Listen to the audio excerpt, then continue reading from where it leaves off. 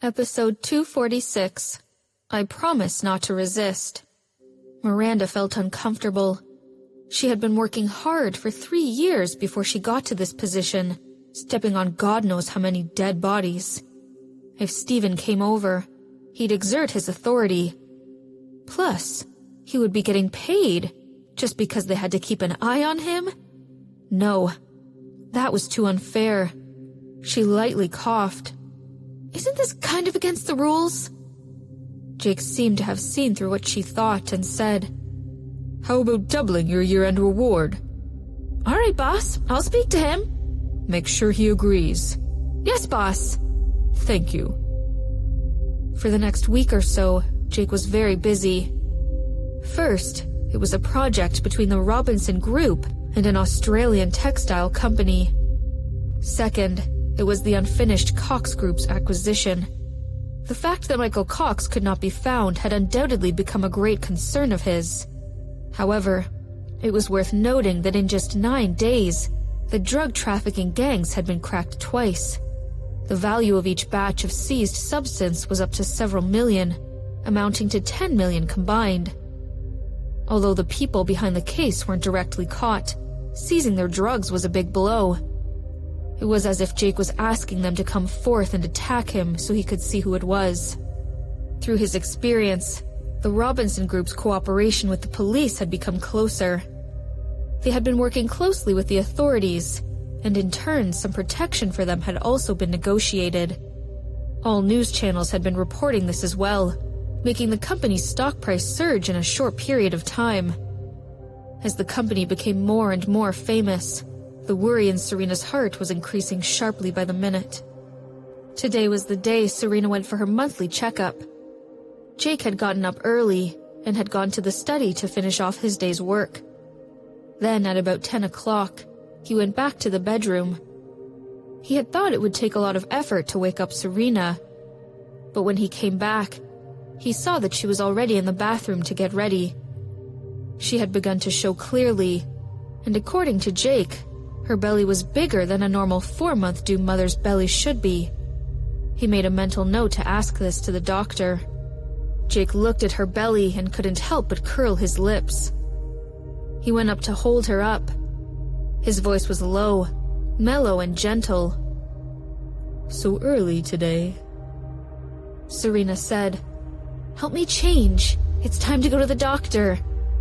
Well, how about a dress? This one has a loose fit and will look good. Jake picked up a floral spring dress. Where's your arm? She followed the instruction, gazing at him with her almond-shaped eyes. Blinking, she obviously had something to say. Jake pretended not to notice, concentrating on helping her get the dress on. He finally pulled her zipper up and said, Done. Darling? Yes? He took the coat next to him and put it on her, answering absent-mindedly.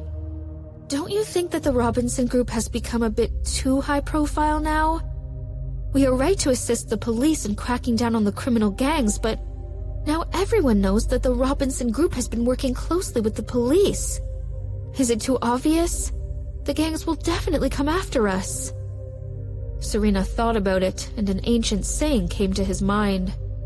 The gun shoots the head bird. It meant that if the gangs targeted just the Robinson Group first, the whole operation would shut down. Recently, the Robinson Group had been receiving too much attention in the media, and Serena was worried sick. My little fool. Did you think that before I got involved with the police, these gangs were not aiming us? Jake looked helpless. Remember the clown speaker? It was a warning that they sent us. Michael Cox has a close relationship with them. I think that he has now taken over the illegal tradings of the Smiths and sits at the head of it. Serena blinked and did not understand what he meant. I hurt the Cox family right where it stings.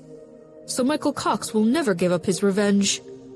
And even without his participation, the gang has already been eyeing us. He paused and his eyes became sharp. Or they have been eyeing you. Remember the gunshot in Houston last time? Serena gazed at Jake. was unexpectedly calm and asked, "Are they working together?" Yes. He nodded. Watch out for Anna Wrong and Alan White. I suspect that the man who held you hostage previously was him, or someone sent by him. Serena heard that and did not look surprised at all. Obviously, she had already thought about this possibility. He pulled her into his arms and whispered, "You guessed it?" "Yes, I thought about this possibility. They're afraid that I'll recognize them, so when we came to Houston they planned to kill me."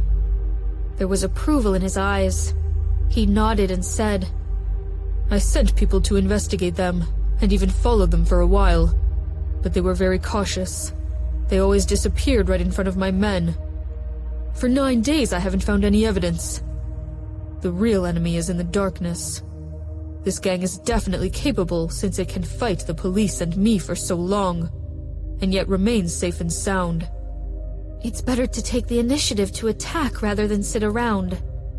We are a private company. The more glorified we look and the better our reputation is, the more important we are to the authorities. Combined with the ranks of grandfather, father, and brother, the Smiths gang will be smart enough to not mess with us no matter how bold they are." Jake was very confident, his eyes lighting up. His handsome face had the glory of a winner. "It turned out to be like this." Serena was a bit dazed, trying to understand what he meant. He reached out and rubbed her hair. "You don't need to worry about the details. As long as you know every decision I make, I will guarantee that you and our family are safe." He was waiting for when Michael Cox to become helpless and be desperate enough to make a move and expose himself to the public. He would take the opportunity to kill him if he had one. Michael wanted to hurt him. Anna Wrong and Alan White, too. The next best way of hurting him, if not directly, then it would be hurting Serena. If only one of these 3 people fell into the hands of him or the police, then they would reach a breakthrough. At that time, they could be taken care of once and for all, allowing him to relax.